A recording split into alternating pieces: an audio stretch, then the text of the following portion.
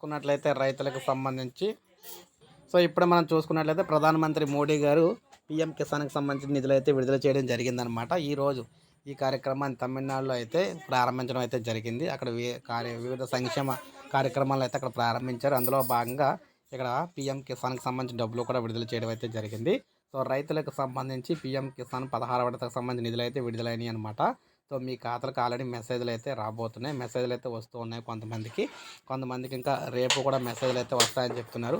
రైతులకు సంబంధించి ప్రభుత్వం ఇచ్చిన మాట ప్రకారం ప్రతి విడత కూడా వేసుకుంటూ వెళ్తున్నామని, రాబోయే రోజుల్లో దీనికి సంబంధించి రైతాంగానికి మరిన్ని పథకాలు అయితే రాబోతున్నాయని చెప్పేసి ఈ సభా సందర్భంగా ఆయన అయితే తెలియజేయడం అయితే జరిగిందనమాట.